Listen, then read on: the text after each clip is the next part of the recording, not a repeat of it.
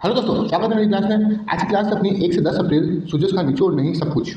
तो शुरुआत करते हैं आज की पहली न्यूज़ के साथ। आज की पहली न्यूज़ है 1 अप्रैल 2026 को मुख्यमंत्री भजनलाल शर्मा ने जयपुर के राजा बाग स्थित आदर्श विद्या मंदिर विद्यालय में एक बहुउद्देशीय सभागार का उद्घाटन किया। किसका?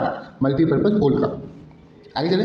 आगे है 15वें वित्त आयोग ने राजस्थान को पिछले 4 महीनों में 2700 करोड़ रुपये दिए हैं। देखो डाटा देखें तो पिछले 5 वर्षों में कुल 4,300 करोड़ रुपए की राशि जारी हुई थी, जिसमें से बड़ा हिस्सा 2700 करोड़ कब जारी हुआ? सिर्फ 4 महीने में। इसका उपयोग कहाँ हुआ इस राशि का? यह राशि ग्रामीण क्षेत्रों में उप स्वास्थ्य केंद्र, पीएचसी और सीएचसी के निर्माण के लिए खर्च की जा रही है। यानी कि राजस्थान का जो स्वास्थ्य का आधारभूत ढांचा है ना, वो मजबूत होगा। ओके, स्वास्थ्य आधारभूत ढांचा मजबूत होगा।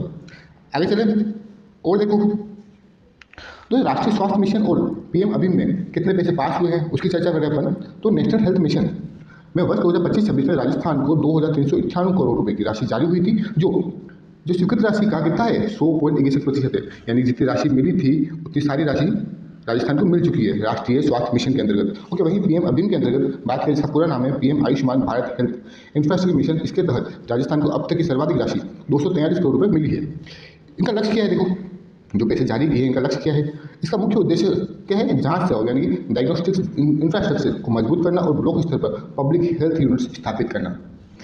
ओके, अब देखने पर क्वेश्चन किस टाइप से आ सकता है। तो देखो राजस्थान की स्वास्थ्य क्या है? राजस्थान की स्वास्थ्य योजनाओं के संदर्भ में निम्नलिखित कथनों पर विचार कीजिए। राजस्थान की स्वास्थ्य योजनाओं के संदर्भ में निम्नलिखित कथनों पर विचार कीजिए। नेशनल हेल्थ मिशन के तहत 2025-26 में राजस्थान ने स्वीकृत राशि का 100% से अधिक उपयोग किया है। सही है या नहीं है? ये बिल्कुल सही है। राज्य की नई युवा नीति केवल सरकारी नौकरियों पर केंद्रित है? नहीं, गलत है।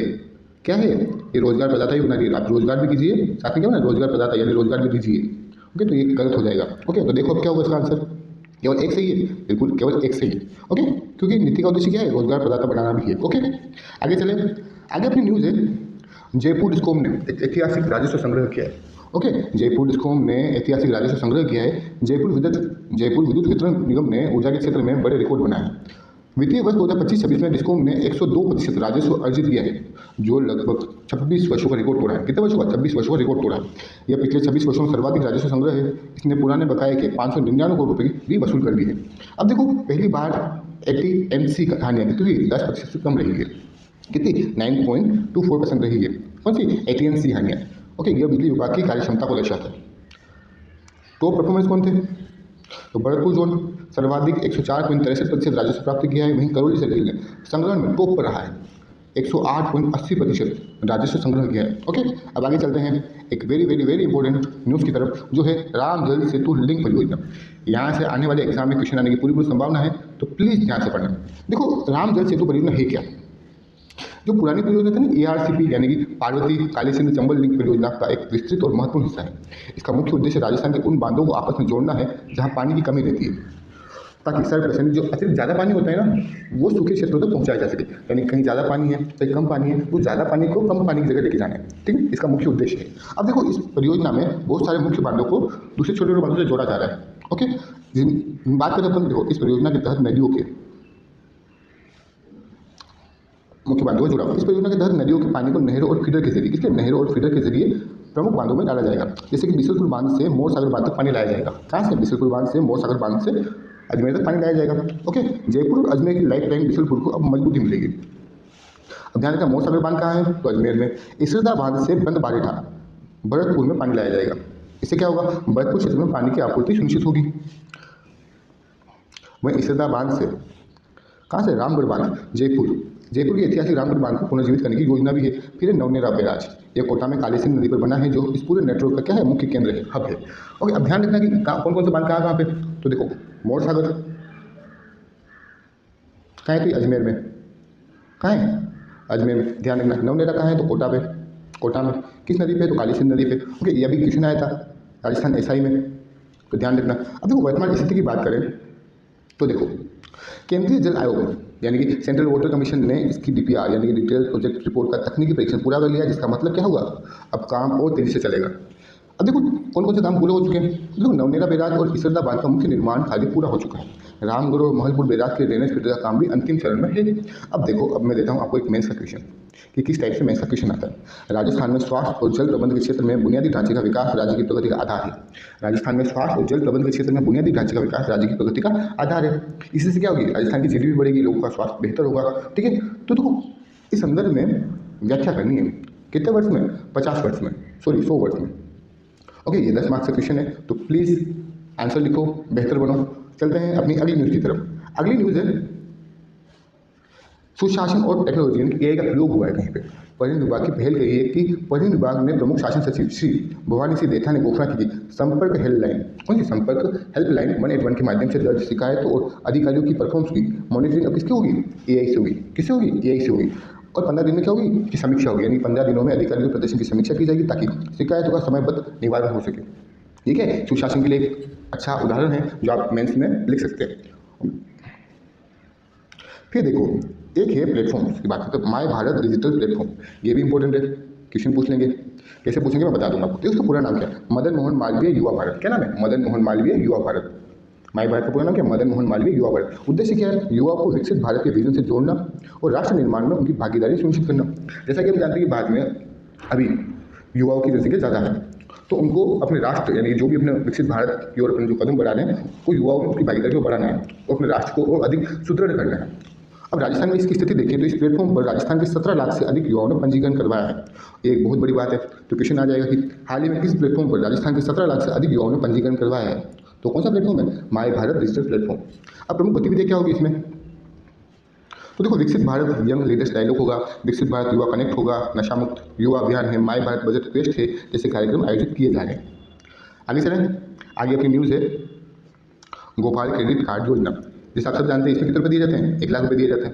ओके, कौन सा ऋण है, दीर्घकालिक है अभी लघु, तो ये कौन सा है, अल्पकालिक ऋण है। देखो योजना का मुख्य उद्देश्य क्या है, पशुपालकों और ग्रामीण युवाओं को बिना किसी ब्याज के अल्पकालिक ऋण प्रदान करना। इससे क्या होगा, दुधारू पशुओं के लिए शेड निर्माण, चारा खरीदने और अन्य उपकरणों के लिए आर्थिक मदद देना है। डेयरी क्षेत्र के माध्यम से ग्रामीण क्षेत्रों में रोजगार के नए अवसर पैदा करना।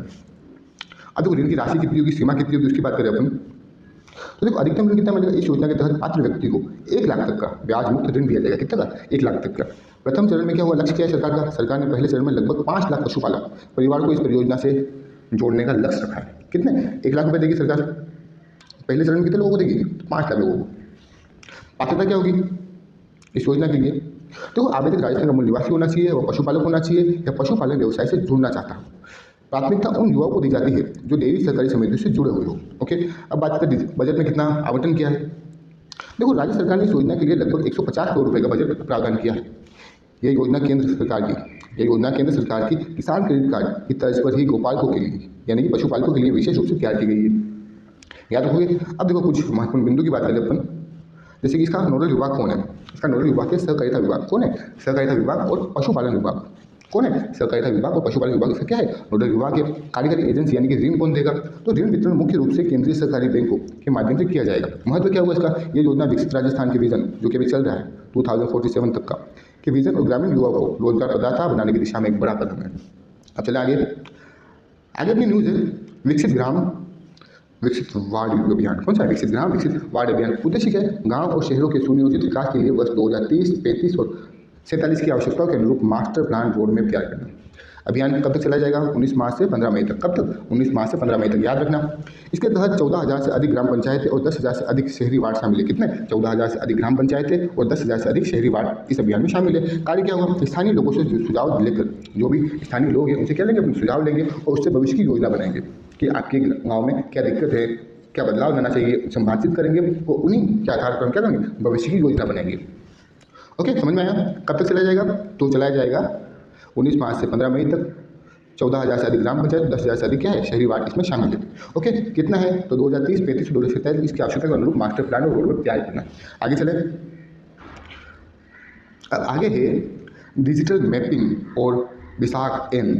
देखो प्रशासन में तकनीक के इस्तेमाल का एक बेहतरीन उदाहरण है ये। देखो विशाख एन क्या है, मुख्यमंत्री ने भास्कराचार्य राष्ट्रीय अंतरिक्ष अनुप्रयोग एवं भू सूचना विज्ञान संस्थान यानी विशाख एन के सहयोग से विकास कार्यों की डिजिटल मैपिंग तैयार करने के निर्देश दिए हैं।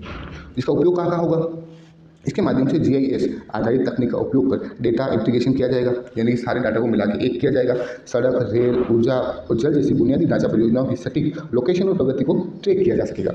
ओके, अब एकीकरण क्या होगा? देखो, सभी विभागों की परियोजनाओं को एक ही डिजिटल प्लेटफॉर्म पर लाया जा रहा है ताकि रियल टाइम मॉनिटरिंग और संसाधनों का बेहतर उपयोग हो सके। ओके, ये लाइन भी आप अपने मेंस में किसी आंसर में लिख सकते हैं। ओके, अब देखो क्वेश्चन किस टाइप से आएगा। राजस्थान सरकार विकास कार्य को डिजिटल मैपिंग के लिए किस संस्थान के साथ सहयोग करेगी? किसके साथ? तो विशाख एन के साथ। ओके, आगे चलें। आगे बात करेंगे अपन मुख्यमंत्री विकसित शहर अभियान 2026। कौन सा? मुख्यमंत्री विकसित शहर अभियान 2026। विजन क्या है इसका? विकसित राजस्थान @ 2047 के लक्ष्य को प्राप्त करने की दिशा में एक कदम है ये। समय सीमा क्या है? ये प्रथम चरण 19 मार्च से 19 मई तक संचालित किया जा रहा है। रणनीति क्या है इसकी? इस अभियान में विकास योजनाओं को 3 स्तरों पर, कितने स्तरों पर? 3 स्तरों में विभाजित किया गया है। एक तो है अल्पकालीन। कौन सा है? अल्पकालीन योजना, फिर है मध्यकालीन, फिर है दीर्घकालीन।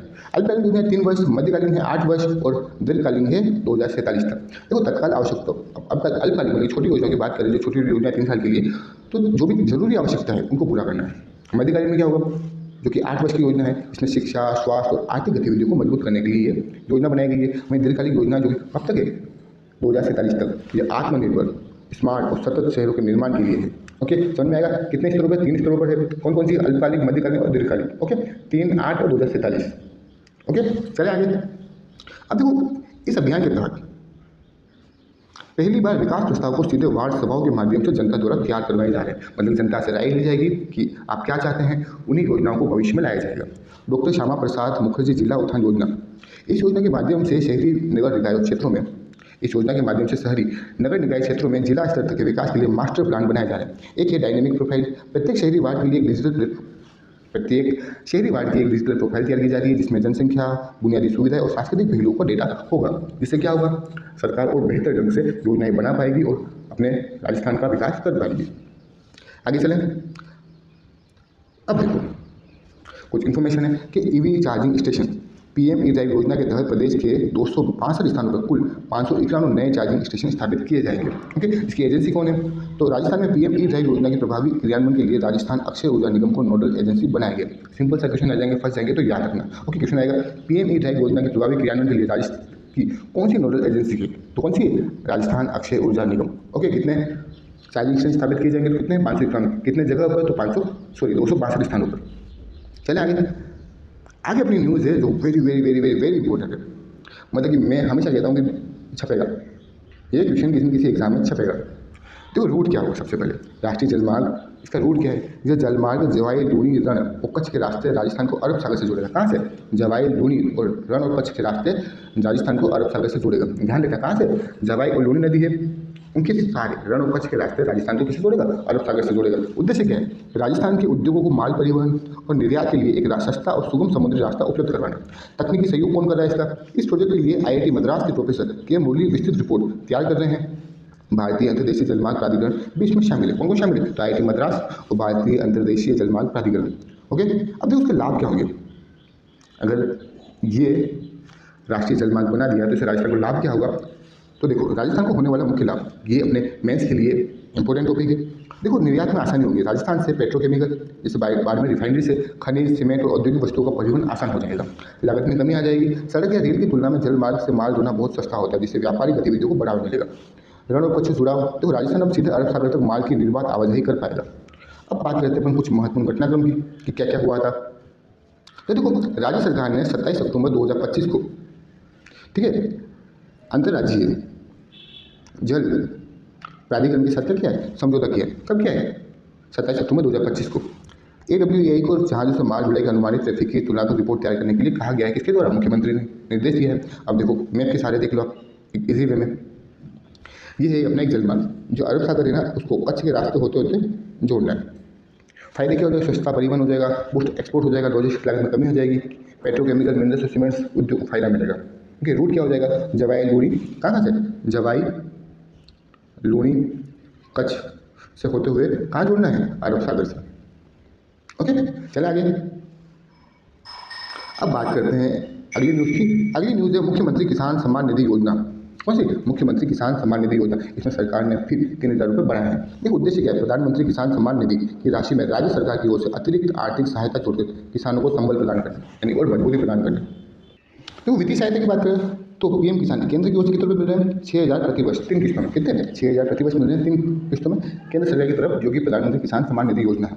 वहीं सीएम किसान यानी कि मुख्यमंत्री किसान सम्मान निधि योजना की तरफ 2,000 प्रति वर्ष शुरुआत में, जिसे अब बढ़ाकर कितना कर दिया है? 3,000 प्रति वर्ष कर दिया है। मतलब ओके, पहले कितने मिलते थे? 2,000, अब कितना कर दिया? 3,000 रुपये। तो कुल सहायता कितनी हो जाएगी? तो 6 + 3 कितने हो गए? 9,000 रुपये। अब राजस्थान के किसानों को कुल 9,000 प्रति वर्ष प्राप्त रहेंगे। ओके, कितने होंगे? 9,000 रुपये मिलेंगे किसानों को। भविष्य का लक्ष्य क्या है? राजस्थान सरकार इसे 9,000 को कितना करना चाहती है? 12,000 रुपये करना चाहती है। कितना? 12,000। सरकार इसे चरणबद्ध तरीके से बढ़ाकर 12,000 रुपये प्रति वर्ष करने के लिए प्रतिबद्ध है। अब देखो महत्वपूर्ण तिथि और किस्ती की बात कर लें कुछ। देखो शुभारंभ 30 जून 2024 को टोंक में आयोजित समारोह से प्रथम किस्त यानी कि 653 करोड़ की राशि 63 लाख से अधिक किसानों को क्या की ट्रांसफर की गई है। चौथी किस्त 18 अक्टूबर 2025 को धनतेरस के दिन नदबई में आयोजित समारोह में 718 करोड़ रुपये जारी किए। पांचवी किस्त कहाँ जारी की? 22 जनवरी को सिरोही में आयोजित समारोह में 653 करोड़ की किस्त किसानों को ट्रांसफर की गई है।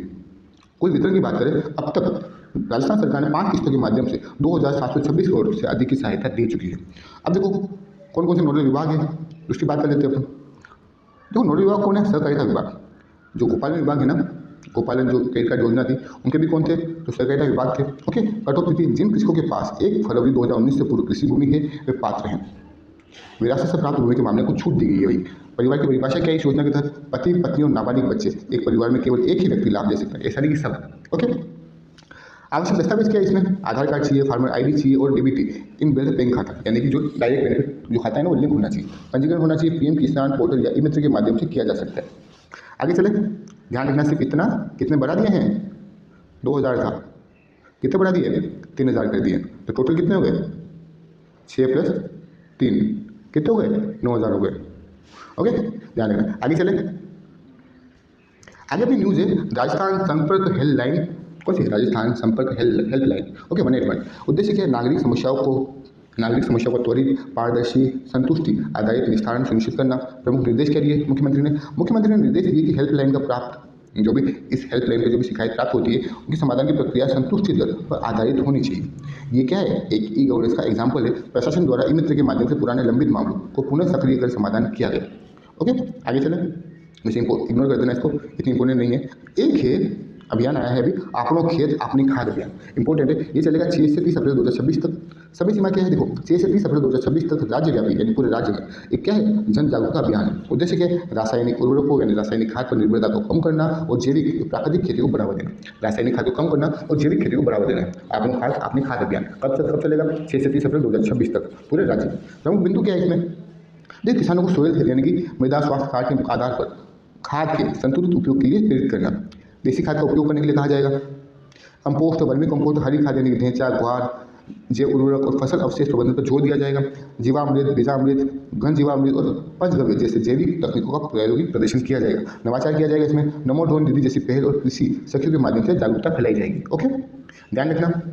इसकी बात की अपन है अपनों खेत अपनी खाद कब से कब तक? 6 से 30 अप्रैल 2026 तक। उद्देश्य क्या है? रासायनिक उर्वरकों को कम करके जैविक खेती को बढ़ावा देना। ओके, चले आगे। एक क्वेश्चन लिखना है आप, आंसर लिखना। अपनों खेत अपनी खाद अभियान का कृषि पारिस्थिति पर पड़ने वाले प्रभाव का वर्णन कीजिए। क्या प्रभाव पड़ेगा जब रासायनिक खाद का उपयोग हम कम करेंगे तो और जैविक खेती को बढ़ावा देंगे? उससे क्या क्या लाभ हो सकते हैं उस बात की चर्चा करनी है आपको। ओके, आगे चलें। आगे है रिम्स, राजस्थान का एम्स। परिचय और स्थापना की बात करें तो जयपुर के प्रतापनगर स्थित राजस्थान स्वास्थ्य विज्ञान विश्वविद्यालय अस्पताल अब रिम्स के रूप में विकसित किया जा रहा है। तर्ज क्या है? इसे दिल्ली के एम्स की तर्ज पर एक सेंटर ऑफ एक्सीलेंस के रूप में तैयार किया जा रहा है। मुख्य उद्देश्य क्या है इसका? एसएमएस पर भार कम करना, जयपुर के सवाई मानसिंह अस्पताल पर मरीजों के अत्यधिक दबाव को कम करना इसका प्राथमिक लक्ष्य है। एक ही छत के नीचे सभी गंभीर बीमारियों का विशेषज्ञ इलाज उपलब्ध करवाना। वहीं चिकित्सा के क्षेत्र में नए शोध और नवाचार को बढ़ावा देना इसका मुख्य उद्देश्य है। ओके, एक तो जो भी एसएमएस अपना सवाई मानसिंह हॉस्पिटल है ना, वहाँ पर जितने भी आस पड़ोस जो भी है, क्योंकि सबसे बड़ा अस्पताल वही है, तो वहाँ पे क्या जितने ज़्यादा मरीज होते हैं वो वही आते हैं कि ये बेहतर है। ठीक है, उस भार को कम करने के लिए, ठीक है ना, क्या ठीक है ना, RUHS को क्या बना रहे हैं? रिम्स यानी एम्स के तरह बनाया जा रहा है। ओके, ध्यान रखना। विशेषता क्या है? देखो पूर्णतः डिजिटल प्रणाली है। रिम्स राजस्थान का पहला ऐसा बड़ा संस्थान होगा जो पूरी तरह डिजिटल हेल्थ सिस्टम पर आधारित होगा। पर्ची से लेकर रिपोर्ट तक सब क्या होगा, ऑनलाइन होगा। कागज़ का काम ही नहीं है वैसा। साप्ताहिक और मासिक लक्ष्य, मुख्य सचिव द्वारा इसके निर्माण और सुविधाओं के विस्तार के लिए डेडलाइन तय की गई है ताकि काम मिशन मोड में पूरा हो। यहाँ रोबोटिक सर्जरी, उन्नत आईसीयू और कैंसर केयर जैसे विभागों को विश्व स्तरीय मशीनों से लेस किया जा रहा है। अब देखो एग्जाम की दृष्टि से क्या क्या महत्वपूर्ण बिंदु है उसकी भी बात कर लेते हैं। देखो रिम्स के सुचारू संचालन के लिए अलग से नियम अधिसूचित किए जा रहे हैं। एक अभी अधिनियम लेके आया है, ओके, तो ध्यान रखना, ये अपन आगे चर्चा करेंगे, कभी आएगा तो एग्जाम में, ठीक है, या फिर जो भी नेक्स्ट जो क्लास लेंगे उसमें अपन इसके बारे में डिटेल से चर्चा कर लेंगे एक बार कि ये अधिनियम क्या क्या कहता है, कौन सी समिति बनाएगी, कौन अध्यक्ष है, उन सबकी। अब जो कनेक्टिविटी है, यह जयपुर के बाहरी क्षेत्रों यानी प्रतापनगर में होने के कारण टोंक, कोटा, आसपास के जिलों के मरीजों के लिए शहर के भारी ट्रैफिक में फंसे बिना इलाज पाना आसान बनाएगा।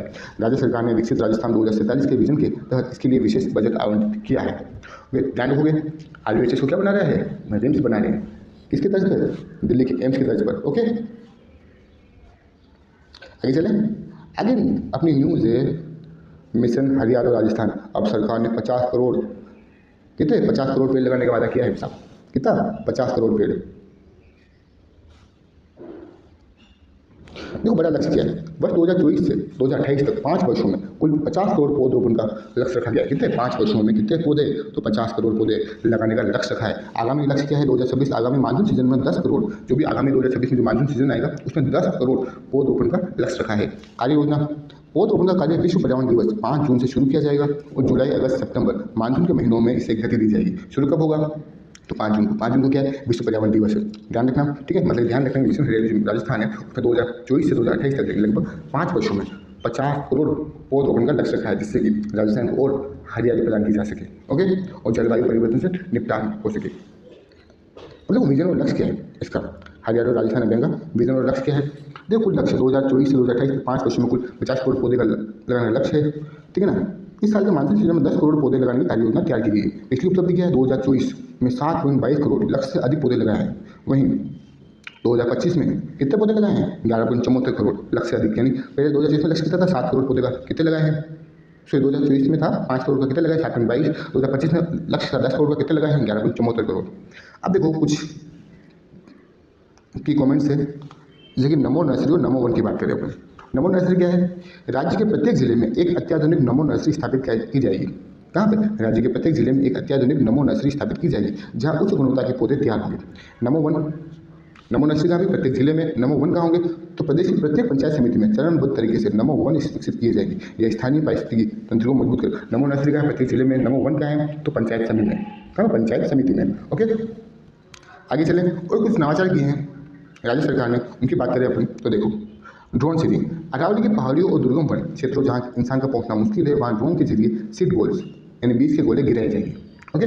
कब, मानसून के समय, ध्यान रखना। ये सबसे पहले शुरुआत हुई थी हरियाणा में और ये काफ़ी इंपॉर्टेंट रहा था। 2023 में इसका एक ड्रोन सीडिंग से रिलेटेड एक क्वेश्चन यूपीएससी में आया था, जब मैंने यूपीएससी दिया था उस टाइम पर। ड्रिप सिंचाई की बात करें, पौधों के जीवित रहने की दर बढ़ाने के लिए वनों में ड्रिप सिंचाई और वाटर टैंकर्स का उपयोग किया जा रहा है। वहीं अपने पहले पढ़ा था, लगाए गए पौधों की विशाल एन और राजधरा GIS प्लेटफॉर्म के जरिए डिजिटल मॉनिटरिंग होगी ताकि उनकी वृद्धि को ट्रैक किया जा सके। अब कुछ विशिष्ट वनीकरण, जैसे कि चंदन के वन का, देखो चंदन के वन उदयपुर, सिरोही और बांसवाड़ा जैसे जिलों में चंदन की खेती को बढ़ावा देने के लिए विशेष क्षेत्र चिन्हित किए गए। कहाँ कहाँ, उदयपुर, सिरोही और बांसवाड़ा में क्या चंदन की पेड़ लगाए जाएंगे और वहाँ पर एक वन स्थापित किया जाएगा। वन्य जीवों के लिए भोजन, वनों में गुलर जैसे फलदार वृक्षों की संख्या बढ़ाई जा रही है ताकि शाकाहारी वन्य जीवों को भोजन मिल सके और वे मानव बस्तियों की ओर न आए, ओके, जिससे कि क्या होगा, मानव जंतु संघर्ष कम हो सके। अब देख सामुदायिक भागीदारी की बात करें इस अभियान में तो देखो क्या है, निःशुल्क वितरण, मुख्यमंत्री वृक्षारोपण महाअभियान के तहत किसानों और आम जन को फलदार और छायादार पौधे निःशुल्क प्रदान किए जाएंगे। कितने, निःशुल्क, फ्री में, किसके तहत, मुख्यमंत्री वृक्षारोपण महाअभियान के तहत किसानों और आम जन को फलदार और छायादार पौधे फ्री में दिए जाएंगे। वृक्ष मित्र बनाए जाएंगे, स्थानीय स्तर पर वृक्ष मित्रों का सहयोग दिया जा रहा है ताकि पौधों की सुरक्षा सुनिश्चित हो सके। अब देखो एग्जाम के लिए क्या इंपॉर्टेंट, शुरुआत कब होगी, विश्व पर्यावरण दिवस 5 जून से मुख्य अभियान शुरू होता है। नोडल विभाग कौन, इसका वन एवं पर्यावरण विभाग राजस्थान। महत्व क्या है, यह मिशन SDG 30 यानी क्लाइमेट एक्शन, जलवायु परिवर्तन और SDG 15 life of land, okay, वह पूरा करने में सहायक है। ध्यान रखना, अभी क्वेश्चन आ जाएगा ये किसके लिए महत्वपूर्ण, तो हवाई लगेगी, तो थोड़ा थोड़ा ध्यान रखना, ओके। आगे चले, आगे हम बात करेंगे राजस्थान डेयरी विकास के लिए मुख्य अपडेट क्या क्या है सुजस में। राजस्थान डेयरी विकास मुख्य अपडेट, देखो विजन क्या है, सरस को एक राष्ट्रीय ब्रांड के रूप में स्थापित करना। सरकार का विजन क्या है? सरस को एक राष्ट्रीय ब्रांड के रूप में स्थापित करना। बजट क्या घोषणा की? डेयरी क्षेत्र को मजबूत करने के लिए 2000 करोड़ रुपए के Rajasthan cooperative dairy infrastructure development fund की घोषणा की गई। कितने रुपए की? 2000 करोड़ रुपए। क्वेश्चन आ जाएगा Rajasthan cooperative dairy infrastructure development fund की में कितनी राशि की घोषणा की है? तो कितनी? 2000 करोड़ रुपए की। देखो प्रगति क्या हुई पिछले 2 वर्षों में। आईसीडीएफ यानी कि राजस्थान कोऑपरेटिव डेयरी फेडरेशन के मुनाफे, दूध संकलन, प्रसंस्करण यानी प्रोसेसिंग क्षमता में रिकॉर्ड वृद्धि हुई है। अब तो प्रमुख रणनीति क्या है इसमें? ब्रांडिंग और विस्तार।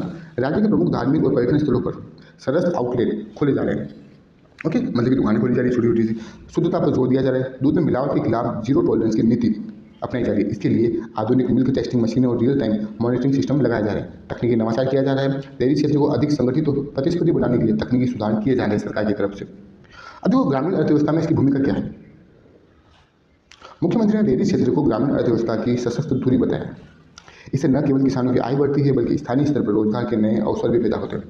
ओके, ध्यान रखोगे। क्या बनाना है? सरस को ब्रांड है उसको राष्ट्रव्यापी बनाना है। क्या बनाना है? राष्ट्रव्यापी। और कितना बजट हुआ है, कितना फंड? तो 2000 करोड़ रुपए का। ध्यान रखोगे। आगे चले। आगे हम बात कर लेते हैं अब राजस्थान कोऑपरेटिव डेयरी फेडरेशन क्या है। इसकी स्थापना हुई थी 1977। कब हुई थी? 1977 में। इसका मुख्यालय है जयपुर में। पंजीकरण किसके तहत हुआ? तो यह राजस्थान सहकारी समिति अधिनियम 1965 के तहत पंजीकृत है। किसके तहत? राजस्थान सहकारी समिति अधिनियम 1965 के तहत पंजीकृत है। संगठनात्मक ढांचे की बात करें तो 3 लेयर में। कितने लेयर में? 3 लेयर में। आईसीडीएफ एक त्रिस्तरीय ढांचे पर काम करता है जो डेयरी विकास के आनंद मॉडल पर आधारित है, यानी अमूल मॉडल। देखो शीर्ष स्तर स्टेट लेवल यानी आईसीडीएफ मेन है, यह नीति और ब्रांडिंग का काम करता है। जिला स्तर पर क्या होगा? जिला दूध उत्पादक सहकारी संघ जैसे सरस डेयरी, जयपुर, जोधपुर आदि। वर्तमान में राज्य में 24 जिला दूध संघ है। कितने हैं? 24। उसके बाद क्या है? ग्राम स्तर पर क्या होगा? ग्राम स्तर पर प्राथमिक दूध उत्पादक सहकारी समितियाँ। देखो शीर्ष पे कौन है? आईसीडीएफ। उसके बाद क्या? जिला स्तर पर क्या है? जिला दूध उत्पादक सहकारी समिति। उसके नीचे क्या है? ग्राम स्तर पर प्राथमिक दूध उत्पादक सहकारी समितियाँ हैं। ठीक है, तो ढांचा कौन सा है? 3 लेयर्स का ढांचा हो गया। अब प्रमुख कार्य और उद्देश्य क्या है इसका? सरस ब्रांड। आईसीडीएफ अपने सभी उत्पादक दूध, घी, पनीर, छाछ को सरस ब्रांड नाम से बेचता है। क्वेश्चन आ जाएगा सरस नाम से कौन दूध बेचता है? तो कौन बेचता है? आईसीडीएफ। दूध संकलन करता है, गाँव से दूध इकट्ठा करना, गाँव से दूध इकट्ठा करना और पशुपालकों को उचित मूल्य दिलाना। पशुपालन विकास, पशुओं के लिए संतुलित आहार यानी पशु आहार, कृत्रिम गर्भाधान और स्वास्थ्य सेवाएं उपलब्ध करवाना। महिला सशक्तिकरण यानी ग्रामीण महिलाओं को डेयरी समितियों से जोड़कर उन्हें आत्मनिर्भर बनाना। अब देखो वर्तमान में क्या महत्वपूर्ण बातें हैं तो देखो मुख्यमंत्री दूध संबल योजना, इसके तहत आईसीडीएफ से जुड़े पशुपालकों को दूध पर 5 रुपये प्रति लीटर का बोनस अनुदान दिया जा रहा है। ओके। महिला डेयरी समितियाँ, राजस्थान में विशेष रूप से महिला दूध सहकारी समितियों को बढ़ावा दिया जा रहा है।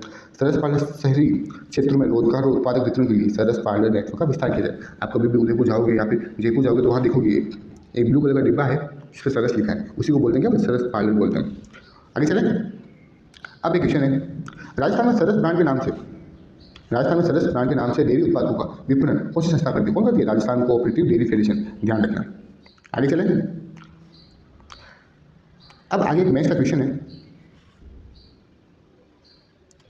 राजस्थान की ग्रामीण अर्थव्यवस्था में आईसीडीएफ की भूमिका को स्पष्ट कीजिए। तो रूपरेखा क्या हो जाएगी? देखो आपको क्या क्या लिखना पड़ेगा।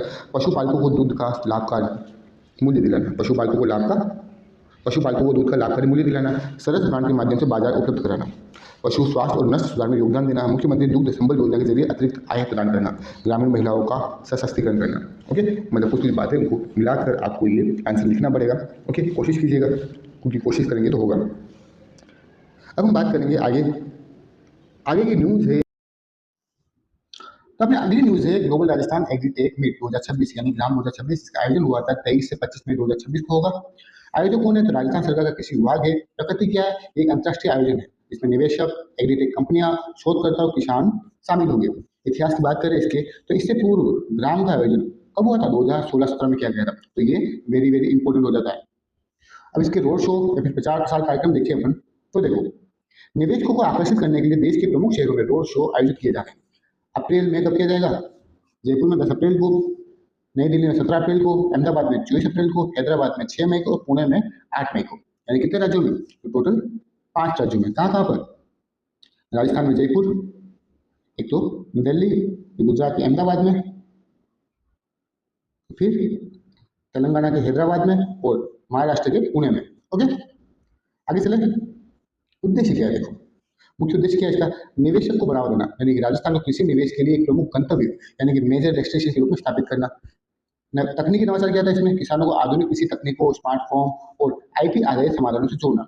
B2B और B2G बैठकें हुई थी, यानी बिजनेस टू बिजनेस बैठक और बिजनेस टू गवर्नमेंट बैठकों के जरिए व्यापारिक साझेदारी बनाना है।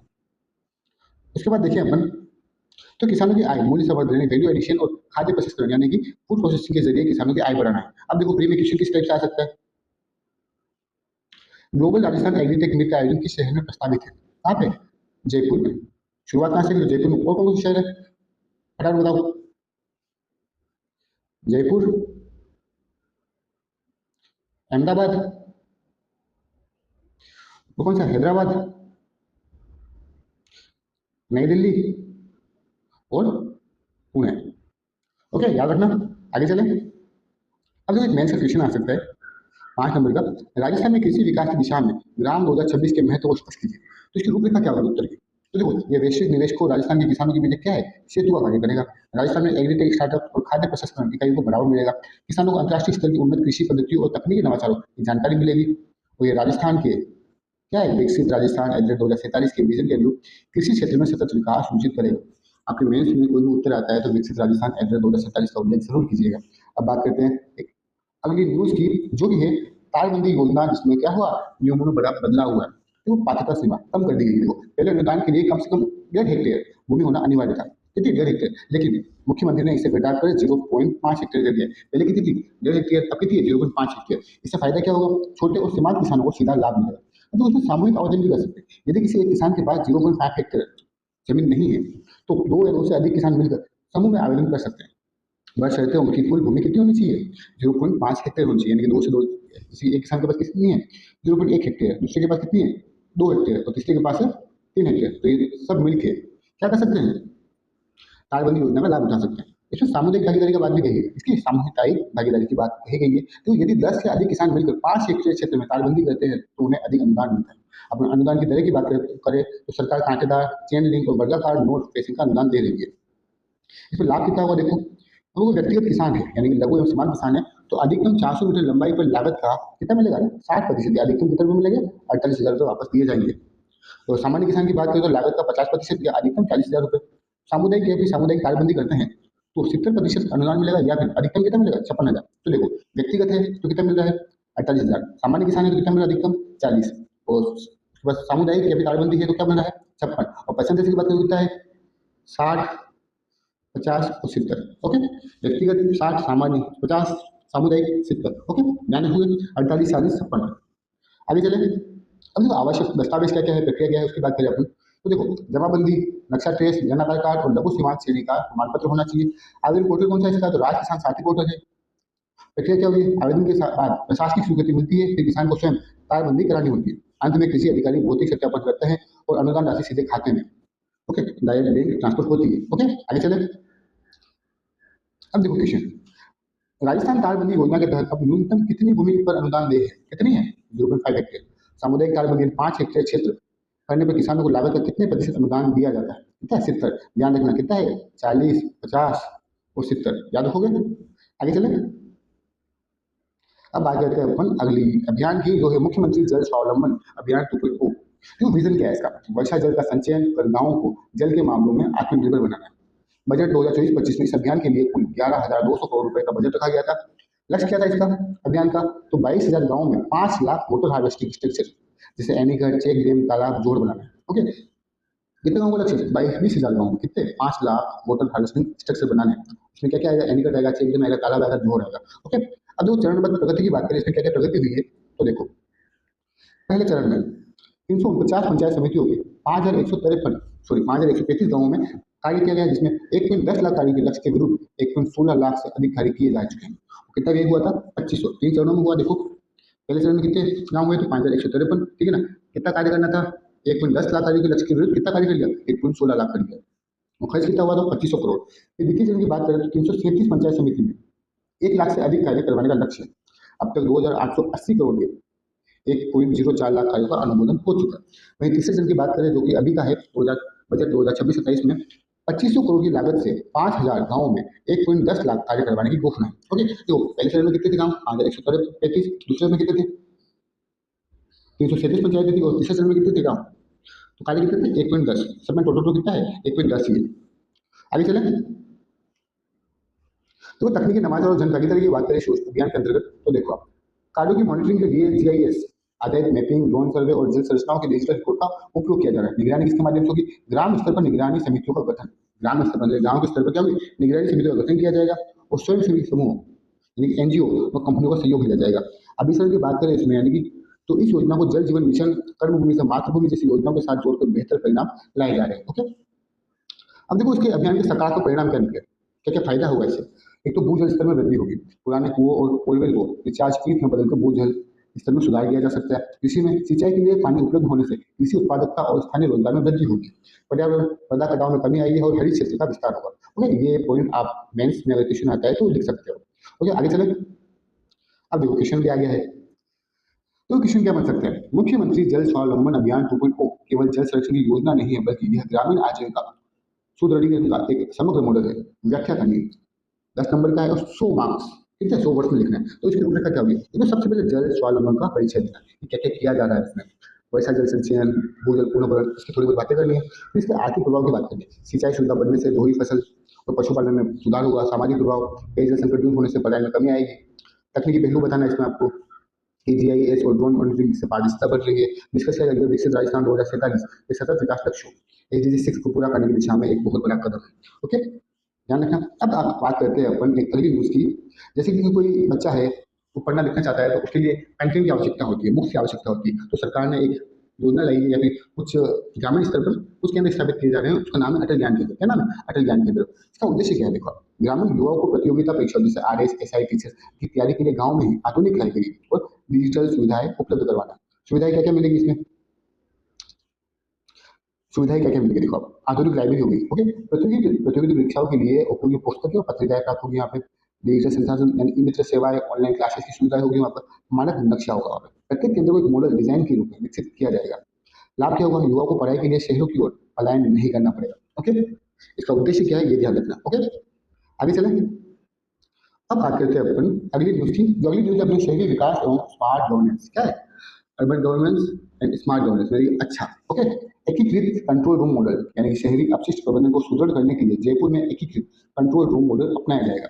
किसने आ जाएगा? हाल ही में किस शहर में शहरी अपशिष्ट प्रबंधन को सुदृढ़ करने के लिए एकीकृत कंट्रोल रूम का मॉडल अपनाया जा रहा है? तो शहर कौन सा है? तो जयपुर होगा। Okay, Jaipur smart management. Jaipur को उन्नत तकनीक आधारित मॉडल सिटी के रूप में विकसित किया जाएगा, जिससे स्वच्छता, स्वास्थ्य और सार्वजनिक सुरक्षा में सुधार होगा। अब बात करते हैं इसी में अमृत 2.0। इस योजना के तहत सीवरेज कार्यों को समय सीमा में पूरा करने और मानसून से पहले सड़कों की मरम्मत के निर्देश दिए गए हैं। ओके, अब देखो का क्वेश्चन क्या है। राजस्थान सरकार द्वारा ग्रामीण क्षेत्रों में प्रतियोगिता परीक्षाओं की ओके कॉम्पिटिशन एग्जाम की तैयारी है तो किन केंद्रों को आधुनिक लाइब्रेरी के रूप में विकसित किया जा रहा है? तो आंसर क्या होगा? अटल ज्ञान केंद्र। आगे चले। आगे एक योजना आई है राजस्थान होम स्टे योजना 2026। ओके, विजन क्या है इसका? सबसे पहले अतिथि देवो भव की भावना को आधुनिक रूप देना और ईज ऑफ डूइंग बिजनेस के साथ पर्यटन को ग्रामीण इलाकों तक पहुंचाना है। मतलब क्या विजन क्या है इसका? अतिथि देवो भव की भावना को आधुनिक रूप देना और ईज ऑफ डूइंग बिजनेस के साथ पर्यटन को ग्रामीण इलाकों तक पहुंचाना है। तो सरलीकरण में बात करें इसकी, लाइसेंस प्रक्रिया को आसान बनाया गया है। क्या किया गया? लाइसेंस प्रक्रिया को आसान बनाया गया है इस योजना के तहत। अब सिंगल विंडो सिस्टम और कम दस्तावेजों के साथ ऑनलाइन पंजीकरण संभव होगा। कमरों की संख्या योजना के तहत अब अनुमत कमरों की संख्या 5 से बढ़ाकर कितनी कर दी है? 8 कर दी गई है। कितनी कर दी है? और अधिकतम बेड क्षमता 24 निर्धारित की गई है। पहले कितनी थी कमरों की संख्या? 5 थी, उससे बढ़ाकर कितनी कर दी है? 8 कर दी गई है। लाइसेंस प्रक्रिया को कर दिया सरल कर दिया गया है। ओके, कमरों की संख्या कितनी बढ़ाई? 5 से 8 कर दी गई है और अधिकतम बेड क्षमता कितनी है? 24 है। अब देखो श्रेणियों का वर्गीकरण किया, ठीक है, यानी क्लासिफिकेशन किया गया है श्रेणियों का वर्गीकरण। होम स्टे इकाइयों को 2 श्रेणियों में बांटा गया है। सिल्वर श्रेणी पंजीकरण शुल्क है 1000 रुपये, गोल्ड श्रेणी पंजीकरण शुल्क है 2000 रुपये। अब जो गोल्ड श्रेणी है मतलब क्या हुआ? अच्छी श्रेणी होगी, इसमें एसी, हीटिंग, इंटरनेट और बेहतर सुरक्षा प्रबंध जैसे उन्नत सुविधाएं अनिवार्य है। ओके, प्रमुख नीतिगत सुधार की बात करें इसमें तो केयर टेकर की सुविधा में पहले संपत्ति स्वामी का वहां रहना अनिवार्य था। पहले संपत्ति स्वामी का वहां रहना अनिवार्य था, अब स्वामी अपनी जगह एक नामित केयर टेकर नियुक्त कर सकता है। ठीक है, यानी किसी को रख सकता है। अस्थायी पंजीकरण आवेदन मिलने के 7 कार्य दिवस के भीतर अस्थायी पंजीकरण जारी कर दिया जाएगा, जिससे तुरंत काम शुरू हो सके। महिला उद्यमिता की बात करें तो यह योजना विशेष रूप से महिला उद्यमियों और ग्रामीण परिवार को पर्यटन से सीधे जोड़कर आय के स्रोत पैदा करेगी। और सुरक्षा और स्वच्छता मानक में बात की गई है। इसमें प्रत्येक कमरे में अटैच बाथरूम, पर्याप्त रोशनी, वेंटिलेशन होना अनिवार्य है।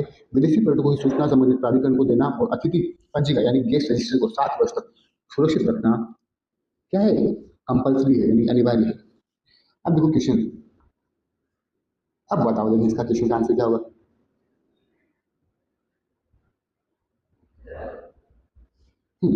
नीचे दो कथन दिए गए हैं, कितने दो कथन दिए गए हैं, जिनमें से एक को कथन ए और दूसरे को कारण आर कहा गया है। इसका ज्ञानपूर्वक अध्ययन करके सही गुण का चयन कीजिए। कथन ए देखो, राजस्थान होम स्टे यानी पेइंग गेस्ट हाउस योजना 2026 पर्यटन गतिविधियों की विकेंद्रीकरण और ग्रामीण अर्थव्यवस्था को मजबूत करने में सहायक सिद्ध होगी। ओके, अब देखो कथन पहले क्या आता है, इसमें आता है ऐसे, पहले कारण पढ़ना पड़ा फिर कथन पढ़ो। इस योजना के तहत अब संपत्ति स्वामी की अनुपस्थिति में भी एक नामित केयरटेकर के माध्यम से होम स्टे का संचालन करने की अनुमति दी गई है। ओके, तो क्या है, बातें दोनों सही है, तो क्या व्याख्या सही करेंगे गलत, इसका पता कैसे लगाया जाए, ये एक बड़ा मुद्दा है। इसके लिए मैं अलग से क्लास लेके आऊँगा कभी, कि कैसे इस आंसर का अपन अटेम्प्ट कर सकते हैं और कैसे इसको ईजी बनाया जा सकता है। ओके, तो इसका आंसर क्या हो जाएगा, देखो बातें दोनों सही है, बातें दोनों सही है, ठीक है, मतलब कि ए सही है आर गलत है, ए गलत है आर सही है, ये तो बात हो ही नहीं सकती। अब आंसर आएगा दोनों में से, तो क्या हो जाएगा, क्या व्याख्या सही कर रहा है, हाँ तो बिल्कुल ये व्याख्या क्या कर रहा है, सही कर रहा है। अब देखो कथन ऐसा ही है, क्योंकि होम स्टे पहचान, होम स्टे योजना का मुख्य उद्देश्य ही पर्यटकों को केवल बड़े होटलों और शहरों से निकालकर आम लोगों के घरों और गांवों तक पहुंचाना यानी विकेंद्रीकरण है। कारण आज है ये, पहले की नीतियों में स्वामी का स्वयं रहना अनिवार्य था, जिससे व्यावसायिक दक्षता कम होती थी। अब केयरटेकर की अनुमति मिलने से ईज ऑफ डूइंग बिजनेस बढ़ा है, जिससे अधिक लोग इस व्यवसाय से जुड़ेंगे और अंततः ग्रामीण अर्थव्यवस्था मजबूत होगी। क्योंकि संचालन की प्रक्रिया को लचीला बनाया गया है, इसलिए यह पर्यटन के विकेंद्रीकरण में सीधे तौर पर मदद करता है। ओके, क्योंकि लगाना होता है। आगे चले, अब देखो एक और जो अपने पढ़ लिए, इसका आंसर देखिए, बताओ। देखो, मुख्यमंत्री जल स्वावलंबन अभियान 2.0 के बारे में बताएं। मुख्यमंत्री जल स्वावलंबन अभियान 2.0 राजस्थान के गांवों में पेयजल की समस्या का स्थायी समाधान और कृषि उत्पादकता बढ़ाने में एक प्रभावी मॉडल है। कारण क्या है इसका, इस अभियान के तहत पुराने जल स्रोतों के पुनरुद्धार के साथ साथ जीआईएस आधारित मैपिंग और ड्रोन सर्वे जैसी आधुनिक तकनीकों का उपयोग किया गया है।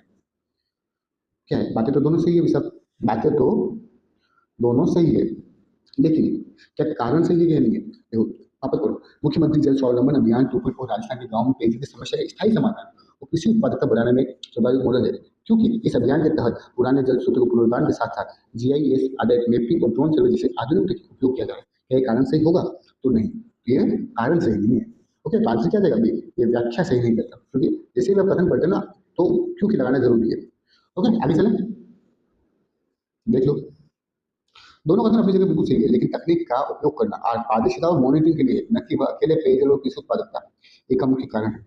मुख्य कारण क्या होगा, वर्षा जल का संचयन और स्ट्रक्चर निर्माण है। ओके, अब बात करते हैं एक और क्वेश्चन की।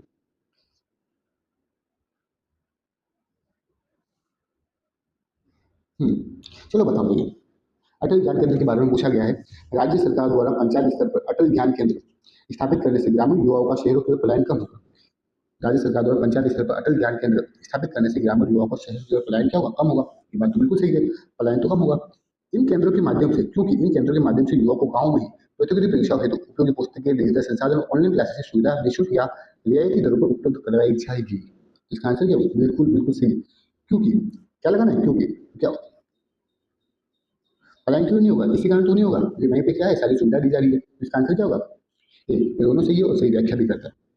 आगे चले, देख लो, आज सीधे तौर पर एक कारण बन रहा है, क्योंकि सारी आधुनिक सुविधाएं डिजिटल क्लास लाइब्रेरी गांव में मिल रही है, इसलिए युवाओं को शहर जाने की आवश्यकता नहीं है।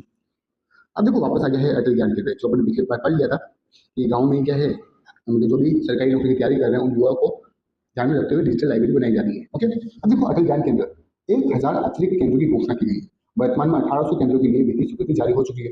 2026-27 के बजट में 1000 अतिरिक्त केंद्रों की स्थापना की घोषणा की गई है। अटल प्रेरक, प्रत्येक केंद्र में एक पद, एक प्रशिक्षित अटल प्रेरक नियुक्त किया जाएगा।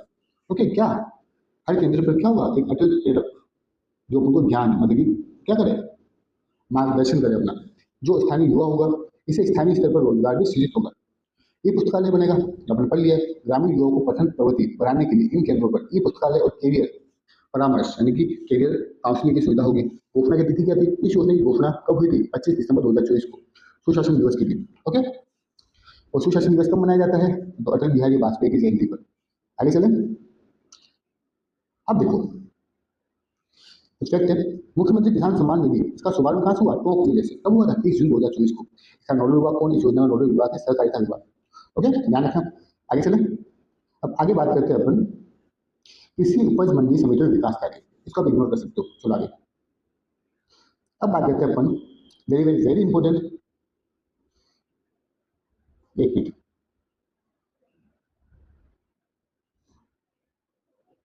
हाँ, प्रधानमंत्री ग्राम सड़क योजना। इसकी शुरुआत हुई थी 25 दिसंबर 2024। कब हुई थी? 25 दिसंबर 2000 को, पूर्व प्रधानमंत्री श्री अटल बिहारी वाजपेयी द्वारा। उद्देश्य क्या था? सामान्य क्षेत्रों की 500 से अधिक और मरुस्थलीय या फिर आदिवासी क्षेत्रों की 250 से अधिक आबादी वाली बसावट को 12 मासी पक्की सड़कों से जोड़ना। ओके, सामान्य क्षेत्र में जहाँ पे 500 लोग की आबादी वाली कोई गांव है, ठीक है ना, या फिर मरुस्थलीय के आदिवासी क्षेत्र में 250 से अधिक आबादी वाली बसावट है, गांव है, तो उनको पक्की सड़कों से जोड़ना, यानी कि गाँवों को मुख्य सड़क से जोड़ना इसका मुख्य उद्देश्य है। राजस्थान की कुल उपलब्धि की बात करें तो 25 वर्षों में 75,000 किलोमीटर सड़कों का निर्माण किया गया। इसमें 68 पुल बनाए गए और 15,983 बसावटें जुड़ी हुई है। ओके, अब देखो इस योजना के 4 चरण थे। कितना चरण थे? 4 चरण थे। कितने चरण है? 4 चरण। अब देखो, प्रथम चरण 49,730 किलोमीटर सड़कों का निर्माण किया गया। कितनी? 49,000, लगभग कितनी? 50,000 किलोमीटर सड़कों का निर्माण किया गया। इसमें 15,983 बसावटें जुड़ी है और 14,43 किलोमीटर सड़कों का सुदृढ़ीकरण और 26 पुल बने थे। दूसरे चरण में क्या हुआ था? 3,468 किलोमीटर लंबाई की 401 सड़कों का चौड़ीकरण किया गया था। ओके, फिर चौथा, अब देखो, अब चौथा चरण इंपॉर्टेंट जो वर्तमान में चल रहा है, 1216 बसावट को जोड़ने हेतु बजट जारी किया गया। कुल 3,219 किलोमीटर सड़कें और लगभग 2,090 करोड़ की लागत की गई। ओके, बस ध्यान में कितने जोड़े? 4 किलो। कितना? 4। कब शुरू हुई थी? 2000 में। कितने चालू हुई थी? अटल बिहारी वाजपेयी ने। अब क्वेश्चन देखो, राजस्थान में प्रधानमंत्री ग्राम सड़क योजना के किस चरण के तहत वर्तमान में 1638 बसावट को जोड़ने का लक्ष्य रखा गया? आंसर क्या हो जाएगा? चौथा चरण। कितनी है? देखो ये 1638। आगे चले, अब बात करते हैं जो योजना अपन ने पढ़ ली थी उसके बारे में, सही है या नहीं है। पहले कर लिया क्वेश्चन, वापस करते हैं। देखो क्वेश्चन क्या है, राजस्थान होम स्टे यानी कि पेइंग गेस्ट हाउस योजना 2026 के संदर्भ में निम्नलिखित तथ्यों पर विचार कीजिए। इस योजना के तहत होम स्टे इकाई को सिल्वर और गोल्ड श्रेणियों में वर्गीकृत किया गया। तो ये तो बिल्कुल सही बात है, ठीक है ना। अब देखो तो करते कैसे वो देखो, केवल एक दो, केवल 1 2 3, एक तो सही है, तो ये तो हो ही नहीं सकता। ओके, होम स्टे के लिए अनुमत कमरों की अधिकतम संख्या 5 से बढ़ाकर 10 कर दी है। 10 कर दी है, 8 कितनी कर दी है? 8, मतलब 2 तो हो ही नहीं सकता, तो 2 हटा दो। तो देखो इन 2 से अपना आंसर हो गया। इसका आंसर क्या हो जाएगा? 1 3 और 4। समझ में आया? अब देखो वापस पढ़ भी लो, ये गलत है। संपत्ति के स्वामी की अनुपस्थिति में एक नामित केयरटेकर के माध्यम से इकाई का संचालन किया जा सकता है, बिल्कुल सही बात है। गोल्ड श्रेणी के लिए पंजीकरण शुल्क 2000, बिल्कुल सही बात है। और सिल्वर के लिए कितना है? 10,000, सॉरी 1000 रुपये। ओके, समझ में आया कैसे करते हैं? अपन और भी आगे प्रैक्टिस करेंगे, ठीक है। आगे चले, एक और क्वेश्चन आया है।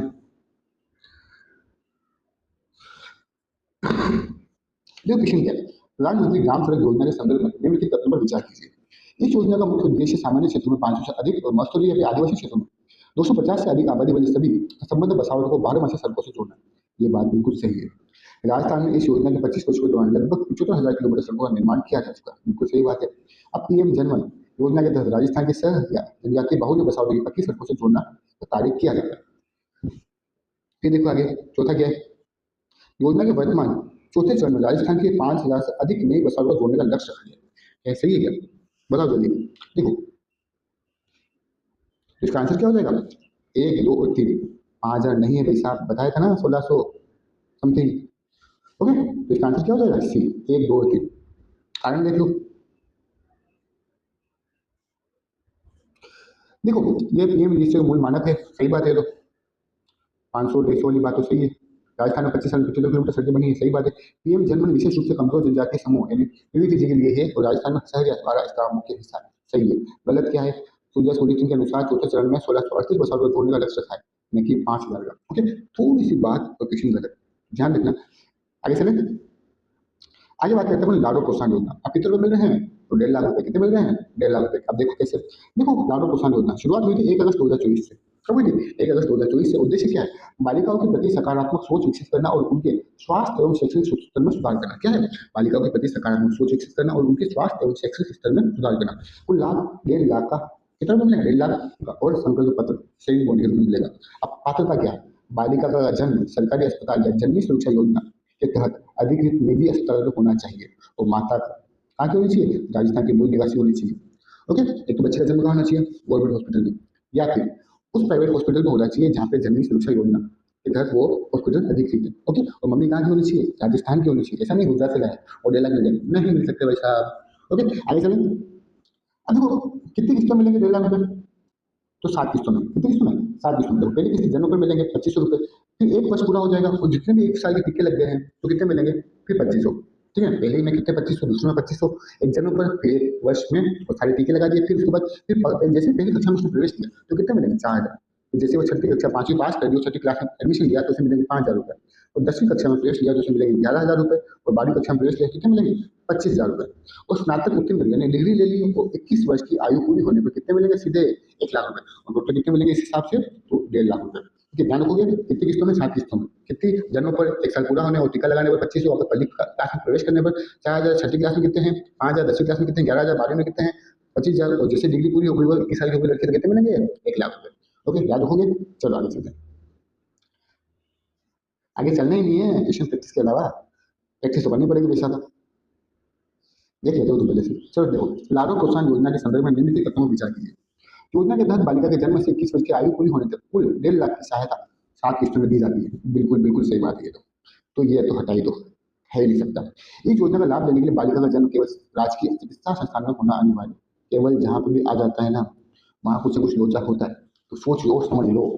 ओके, ये तो गलत ही हो गया, दूसरा क्या है, गलत है दिशा, तो इसका आंसर भी निकल के आ गया है। ओके, इसका आंसर क्या भी होगा, देखो अंतिम किस्त के रूप में 1 लाख रुपये की राशि डिग्री उत्तीर्ण करने पर 21 वर्ष की आयु, सही बात है। योजना का संचालन चिकित्सा स्वास्थ्य एवं परिवार कल्याण विभाग द्वारा इसी टीएस पोर्टल के माध्यम से किया जाता है, बिल्कुल बिल्कुल सही बात है। ओके, आगे चलें।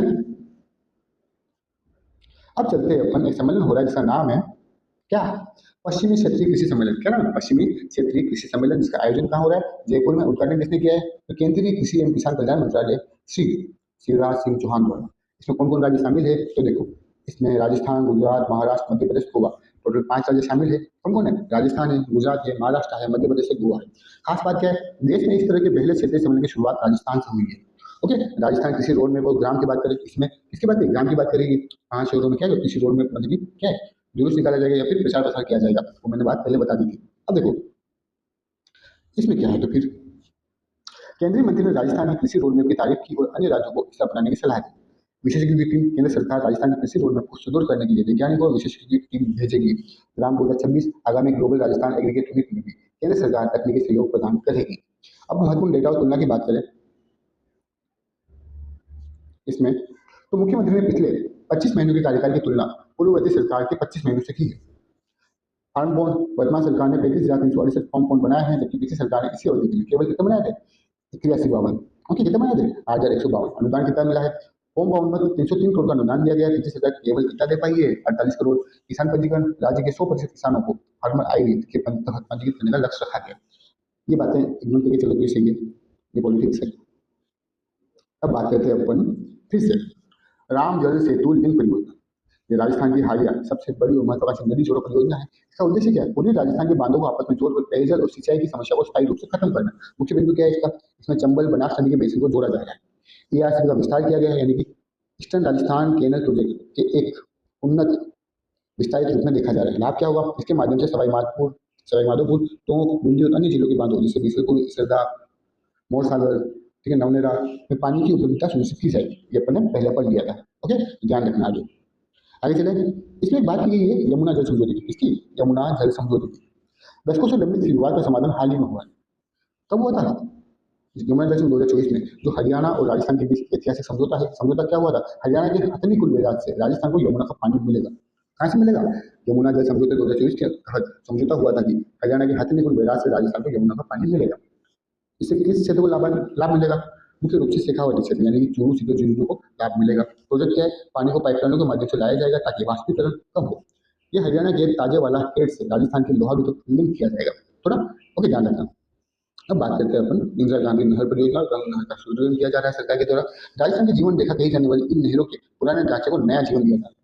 इंदिरा गांधी नहर की बात करें तो इसकी रीलाइनिंग, नहर की दीवार को पक्का करना का काम तेजी से चल रहा है ताकि पानी का रिसाव यानी कि सीपेज रुके। जापान की संस्था जिका और एनडीबी के सहयोग से किया जा रहा है, ध्यान रखना। ओके, क्वेश्चन आ जाएगा कि इंदिरा गांधी नहर की दीवार को पक्का करने का काम किया जा रहा है किसके सहयोग से, किसके, जिका और एनडीबी के सहयोग से। ओके, अब गंगा नहर की बात करें, राजस्थान की सबसे पुरानी नहर है, 27 बनाया था। इसके आधुनिकीकरण के तहत डिजिटल मॉनिटरिंग सिस्टम से लेस किया जा रहा है ताकि पानी का समान वितरण हो सके। ओके, फिर बात करते हैं एक और परियोजना की, जो कि आई है सोम कमला अम्बा परियोजना। कौन सी? सोम कमला अम्बा परियोजना। कहाँ पर है? तो सोम नदी पर है। कहाँ पर है? सोम नदी पर। दक्षिणी राजस्थान की एक महत्वपूर्ण सिंचाई परियोजना है ये। कहाँ पर है? सोम नदी पर। कहाँ पर है? तो डूंगरपुर जिले के आसपुर तहसील में स्थित है। इससे किसको लाभ मिलेगा? तो इससे डूंगरपुर जिले के साथ साथ उदयपुर जिले के सलूम्बर क्षेत्र की हजारों हेक्टेयर भूमि सिंचित होगी। ये जनजातीय क्षेत्र में कृषि विकास का मुख्य आधार है। ओके, अब बात करते हैं फिर से मिशन हरियाणा की। पहले अपन ने पढ़ लिया था, हाँ, 5 वर्षों में कितने हैं? 50 करोड़ पहले लक्ष्य पूरा कर लिया था। ठीक है, वापस रिवाइज रिवीजन हो जाएगा अपना। आपने क्या करना है? मिशन हरियाणा राजस्थान, बड़ा लक्ष्य है 5 वर्षों में 50 करोड़ पौधों का राजस्थान को हरित प्रदेश बनाना है। इसका लक्ष्य उपलब्धि 2 वर्षों में लगभग 19 करोड़ पौधे लगाए हैं सरकार ने। 2024 में 10 करोड़ का 7 करोड़ का लक्ष्य रखा था। 2024 में सरकार ने 7 करोड़ पौधे लगाने का लक्ष्य रखा था, लेकिन पूरा कितना किया? 7.22 करोड़ पौधे लगाए थे। वहीं 2025 में लक्ष्य रखा था 10 करोड़ का, वो पूरा किया है। कितने पौधे लगाए हैं? 11.74 करोड़। तो नवाचार क्या हुआ इसमें? उदयपुर, सिरोही, बांसवाड़ा में चंद्रवन की स्थापना की जाएगी। प्रत्येक जिला मुख्यालय पर नमो नर्सरी और पंचायत स्तर पर नमो वन स्थापित की जाएगी। हरित बजट 2025-26 में राजस्थान का पहला हरित बजट पेश किया गया था। तकनीकी अपनाई जा रही है, जियो टैगिंग के माध्यम से पौधों की निगरानी की जाएगी। ओके, अब बात करते हैं अपन अगली न्यूज की। अगली न्यूज है अपनी बाड़मेर रिफाइनरी का लोकार्पण।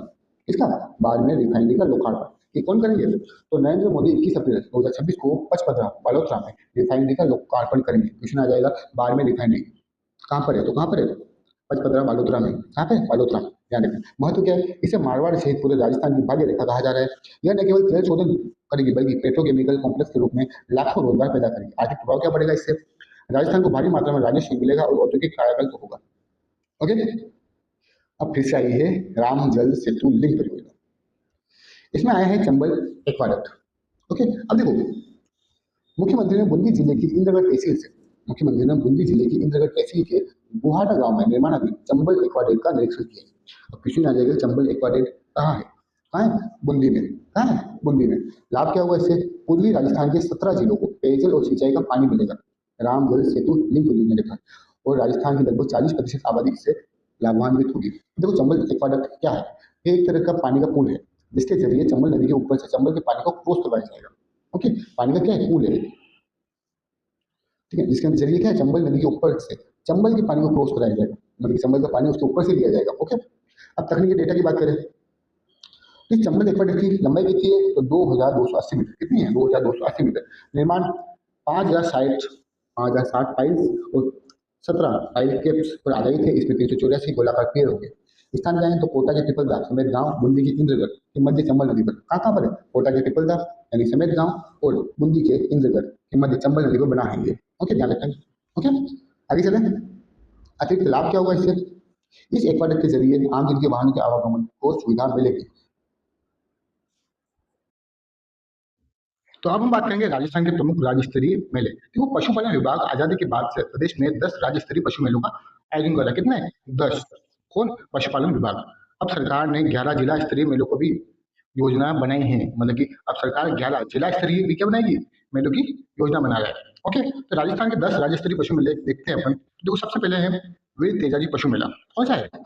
वीर तेजाजी पशु मेला। कहाँ लगता है? पर्वत सर टिटवाना कुंचामन में। कहाँ लगता है? पर्वत सर टिटवाना कुंचामन में। ये श्रावण पूर्णिमा से भाद्रपद अमावस्या तक चलता है और आय की दृष्टि से राजस्थान का सबसे बड़ा मेला है। यहाँ नागौरी बैल मुख्य आकर्षण होते हैं। फिर बात करते हैं अपन श्री गोगा मेरी पशु मेला की, जो हनुमानगढ़ में लगता है। ये लगता है श्रावण शुक्ल पूर्णिमा से भाद्रपद शुक्ल पूर्णिमा तक नोहर तहसील में आयोजित होने वाला यह मेला हिंदू मुस्लिम एकता का प्रतीक है। फिर आगे आगे बात करते हैं अपन तीसरे मेले की, जो है जसवंत प्रदर्शनी एवं पशु मेला। कहाँ लगता है? भरतपुर में। ओके, जसवंत पशु मेला कहाँ लगता है? तो भरतपुर में लगता है। अब लगता है तो आश्विन शुक्ल पंचमी से चतुर्दशी तक। ओके, यानी पंचम से चौदस तक। ओके, शुरुआत शुरुआत कब हुई थी? महाराजा कृष्ण सिंह ने अपने दादा की याद में की थी, जो हरियाणवी नस्ल के लिए प्रसिद्ध है। ओके, जसवंत पशु मेला हरियाणवी नस्ल के लिए प्रसिद्ध है। ओके, कहाँ लगता है? भरतपुर में लगता है। अब बात करें हम पुष्कर पशु मेला की। ये लगता है अजमेर में। कब से कब तक? तो कार्तिक शुक्ल अष्टमी से लगता है, से शुरू होकर मार्गशीर्ष कृष्ण द्वितीया तक लगता है। ओके, आगम से लगता है, जो कब तक जाता है? 20 तक जाता है। यह विश्व प्रसिद्ध मेला है। यहाँ गिर नस्ल के बैल और ऊँटों का बड़ा क्रय विक्रय होता है। ओके, फिर आगे चले अपन। फिर आगे बात करेंगे अपन चंद्रभागा पशु मेले की। किसकी? चंद्रभागा पशु मेले की। कहाँ लगता है? झालावाड़ में लगता है। ये लगता है कार्तिक शुक्ल एकादशी से मार्गशीर्ष कृष्ण पंचमी तक झालरा पाटन में चंद्रभागा नदी के किनारे आयोजित होता है। इसमें मालवी नस्ल के पशु आते हैं। कौन से? मालवी नस्ल के। फिर बात करते हैं रामदेव पशु मेला मानासर नागौर की। ये लगता है माघ शुक्ल एकम से पूर्णिमा तक। ओके, इस मेले के जन्मदाता कौन है? मारवाड़ नरेश उम्मेद सिंह यह नागौरी नस्ल के बैलों का व्यापार होता है। फिर बात करें महाशिवरात्रि पशु मेला जो लगता है करौली में फाल्गुन कृष्ण सप्तमी तक चलने वर्ष तक। कब तक चलता है? फाल्गुन कृष्ण सप्तमी तक चलता है। और यहाँ पे कौन सी नस्ल है? तो हरियाणी नस्ल के पशु की आवक होती है। इसमें राजस्थान के पड़ोसी राज्यों के व्यापारी भी जुटते हैं, मतलब आते हैं। ओके, फिर बात करें अपन और बैलों की, तो कौन है? मलिनाथ पशु मेला तिलवाड़ा बालोतरा चैत्र कृष्ण एकादशी से शुक्ल एकादशी तक लूड़ी नदी के किनारे आयोजित होता है, जो थार बालकर और कांकरेज नस्ल के लिए मशहूर है। बात करें श्री बलदेव पशु मेला लगता है मेड़ता सिटी नागौर में चैत्र शुक्ल एकम से पूर्णिमा तक आयोजित होने वाला यह मेला महान किसान नेता बलदेव राम मिर्जा की याद में लगता है। ओके, इसकी याद में बलदेव राम मिर्जा की याद में लगता है। कहाँ लगता है? तो मेड़ता सिटी नागौर में। कब से कब तक? तो चैत्र शुक्ल एकम से पूर्णिमा तक लगता है। फिर बात करते हैं आगे गोमती सागर पशु मेला कहाँ लगता है? झालावाड़ में। यह लगता है वैशाख शुक्ल 13 से ज्येष्ठ कृष्ण पंचमी तक। ओके, झालरापाटन में लगता है और हाड़ौती क्षेत्र का ये प्रमुख मेला है। ओके, ध्यान रखना। अब देखो क्वेश्चन किस टाइप से क्वेश्चन पूछे जाते हैं। राजस्थान के पशु मेलों के संदर्भ में निम्नलिखित तत्वों पर विचार कीजिए। मलिनाथ पशु मेला बालोतरा जिले के तिलवाड़ा में लूड़ी नदी के तट पर आयोजित होता है, बिल्कुल सही बात है। वीर तेजाजी पशु मेला पर्वतसर राजस्थान में आय की दृष्टि से सबसे बड़ा पशु मेला, ये भी सही बात है। गोमती सागर और चंद्रभागा पशु मेला दोनों ही झालावाड़ के झालरापाटन में आयोजित होते हैं, ये भी सही बात है। बलदेव पशु मेला मार्च इस माह में आयोजित होने वाला राज्य का सबसे प्रमुख मेला है, तो ये बात थोड़ी अटपटी है, ये गलत होगा। ओके, तो देखो, तो 1 2 3 कौन सा कथन सही है? हाँ, कौन सा है? 1 2 और 3, क्योंकि बलदेव पशु मेला चैत्र माह में आयोजित होता है, मार्गशीर्ष में नहीं। ओके, अब देखो क्वेश्चन आ सकता है। ओके, अब बात करते हैं अगली योजना की। अगली योजना है राजस्थान सहकारी गोपाल क्रेडिट कार्ड योजना। गोपालक परिवार को 1 लाख तक का ब्याज मुक्त ऋण दिया जा रहा है, और कितने लोगों को? 5 लाख लोगों को पहले चरण में, ध्यान रखना। गाय भैंस के लिए शेड निर्माण, चारा बाटा खरीदना और आवश्यक उपकरणों की खरीद। खासतौर से राजस्थान के ग्रामीण क्षेत्र के वो गोपालक परिवार जिन्होंने पूर्व में 2 लाख से अधिक ऋण न लिया हो, ध्यान रखना कि आंकड़ा अब तक 93,000 से अधिक लाभार्थियों को 700 करोड़ से अधिक का ऋण दिया जा चुका है। सूरज की रिपोर्ट है, तो ध्यान रखना। अब बात करते हैं अपन आगे पचपदरा रिफाइनरी।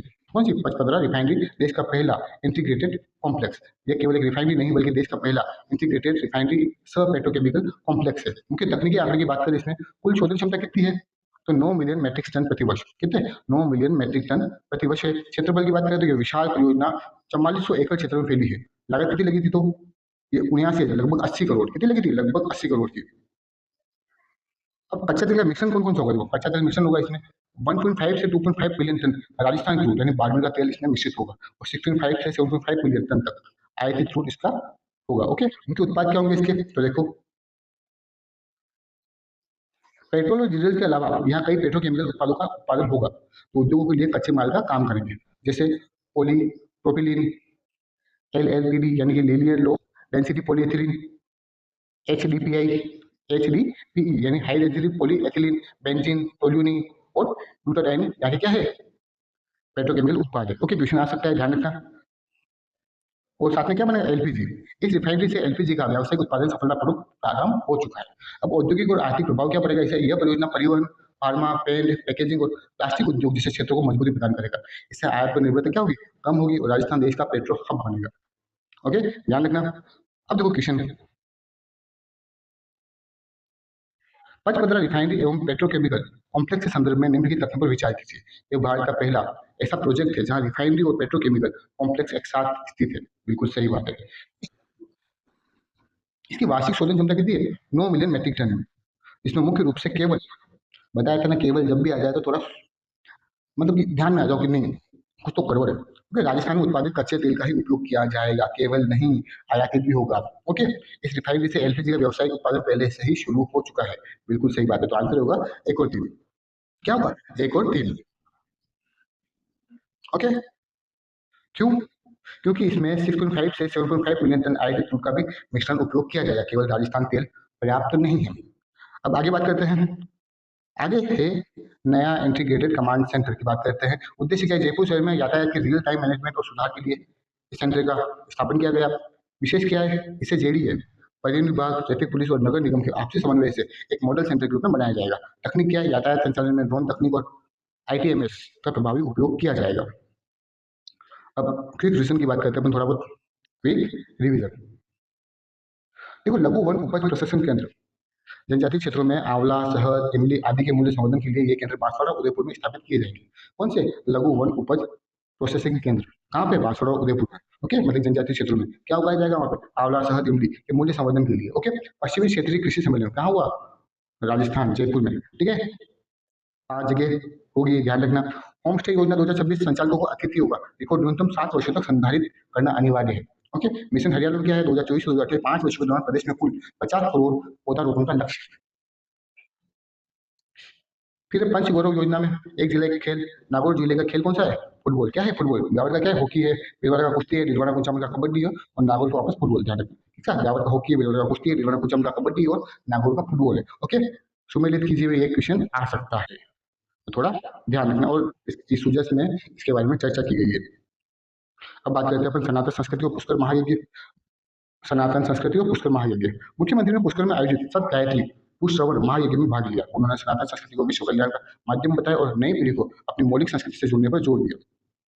अब देखो, सूचना में बताया गया है कि राजस्थान का कृषि उत्पादन में स्थान कहाँ कहाँ पे। मुख्यमंत्री ने राजस्थान के वर्तमान रैंकिंग के बहुत महत्वपूर्ण आंकड़े साझा किए। प्रथम स्थान पे कहाँ कहाँ कौन कौन है? बाजरा, सरसों, तिलहन, जौ, ग्वार।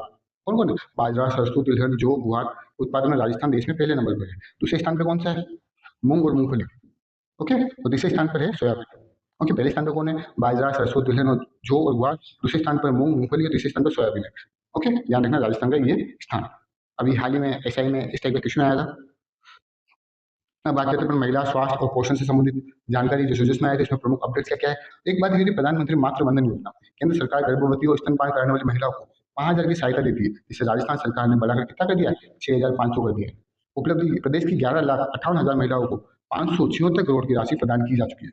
ओके, 5,000 से कितना कर दिया? 6,500 कर दिया।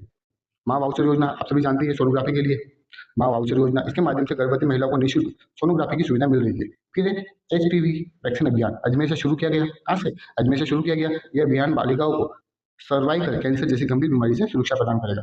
लखपति दीदी योजना, प्रदेश में करीब 20 लाख महिलाओं को प्रशिक्षण देकर अब तक 16 लाख से अधिक महिलाओं को लखपति दीदी की श्रेणी में लाया जा चुका है। ओके, 20 लाख महिलाओं को क्या किया? प्रशिक्षण देकर अब तक 16 लाख से अधिक महिलाओं को लखपति दीदी की श्रेणी में लाया जा चुका है राजस्थान में। अब देखो, राजनीति में नारी शक्ति, एक है नारी शक्ति वंदन अधिनियम। ओके, एक क्या आएगा? विधानसभा और लोकसभा में महिलाओं के लिए 33% आरक्षण का प्रावधान किया गया है, जिससे राजनीति में उनकी भागीदारी बढ़ेगी। अब देखो क्वेश्चन,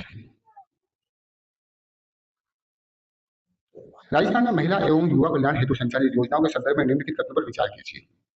राजस्थान सरकार ने प्रधानमंत्री मातृ वंदन योजना की राशि को बढ़ाकर 6,500 कर दिया। बिल्कुल बिल्कुल सही बात है। माँ वाउचर योजना का प्राथमिक उद्देश्य गर्भवती महिलाओं को निःशुल्क सोनोग्राफी की सुविधा प्रदान करना है। बिल्कुल सही बात है। लखपति दीदी योजना के तहत राजस्थान में अब तक 50 लाख महिलाओं को प्रशिक्षण दिया जा चुका। 50 लाख की या 20 लाख की? क्या थी? 20 लाख की। तो ये गलत हो जाएगा। सर्वाइकल कैंसर से बचाव हेतु हाल ही में अजमेर से एचपीवी वैक्सीन अभियान शुभारंभ किया गया। बिल्कुल सही बात है। ओके, तो आंसर क्या हो जाएगा? 1, 2 और 4। क्या हो जाएगा? 1, 2 और 4। तो सही बात है। आगे चले, तो देखो कथन 3 गलत है क्योंकि 20 लाख है। ओके, कितनी है? 20 लाख। आगे चले, आगे है महिला सुरक्षा। महिला सुरक्षा 42 नई महिला पीसीआर वैन, मुख्यमंत्री ने पुलिस मुख्यालय से 42 महिला पीसीआर वैन को हरी झंडी दिखाकर रवाना किया। 24 घंटे सेवा देगी। ये वैन विशेष रूप से महिलाओं के विरुद्ध अपराधों पर त्वरित कार्रवाई के लिए 24 घंटे काम करेगी। तकनीकी, इन सभी वाहनों को अभय कमांड सेंटर से जोड़ा गया है। प्रत्येक वैन में मोबाइल डाटा टर्मिनल स्थापित है जो डायल 112 की तर्ज पर काम करेगा। उपकरण क्या क्या लगे इस वैन में? तो देखो, वैन में GPS, folding structure, LED light, bar जैसे आधुनिक उपकरण मौजूद है। हेल्पलाइन नंबर क्या है? 1090। महिला सुरक्षा हेल्पलाइन नंबर 1090 को और अधिक सशक्त बनाया जा रहा है ताकि उत्पीड़न और हिंसा के मामलों में तुरंत सहायता मिल सके। अब आगे चले, आगे है अपनी न्यूज। पोषण पखवाड़ा यानी पोषण माह, राजस्थान का प्रथम स्थान का लक्ष्य वापस रखा गया। उप मुख्यमंत्री और महिला एवं बाल विकास मंत्री दिया कुमारी ने जयपुर के विद्याधर नगर में आयोजित अष्टम राष्ट्रीय पोषण पखवाड़ा कार्यक्रम में भाग लिया। विजन क्या है? राजस्थान को पोषण पखवाड़ा में पुनः प्रथम स्थान पर लाने का संकल्प दिया। फोकस क्या है? बच्चों के जीवन के पहले 6 साल सबसे महत्वपूर्ण होते हैं। सही पोषण से ही देश का भविष्य रोशन होगा। रणनीति क्या है? आईसीडीएस के माध्यम से सामुदायिक भागीदारी बढ़ाकर कुपोषण को जड़ से खत्म करना। अब बात करते हैं, कल 11 अप्रैल थी, महात्मा ज्योतिबा फुले की जयंती थी, तो उन्हीं के बारे में हम बात करते हैं। इनके जीवन परिचय की बात करें अपन महात्मा ज्योतिबा फुले की, उनका जन्म हुआ था 11 अप्रैल 1827 को पुणे महाराष्ट्र में। पूरा नाम है ज्योतिराव गोविंदराव फुले।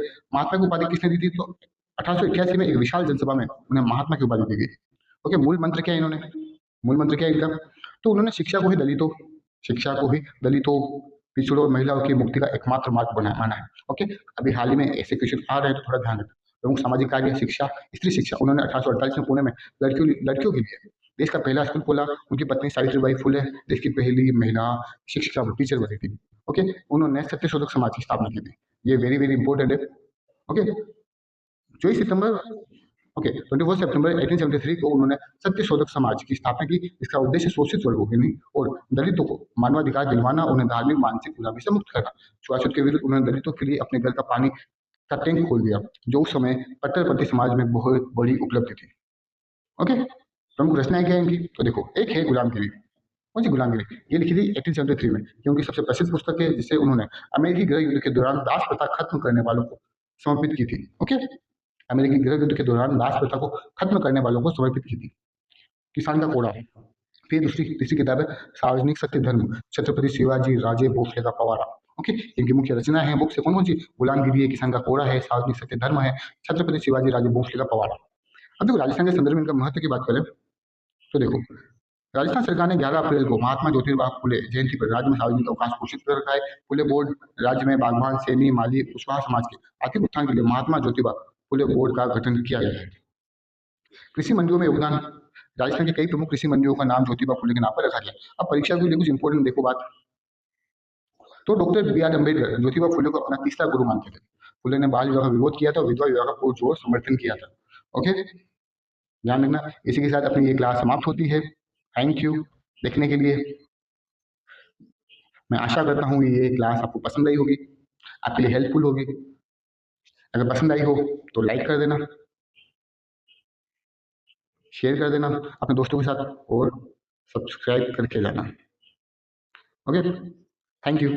मिलते हैं नेक्स्ट वीक वापस पूरे वीक का करंट अफेयर्स लेके आऊँगा, तो जुड़े रहिएगा। धन्यवाद।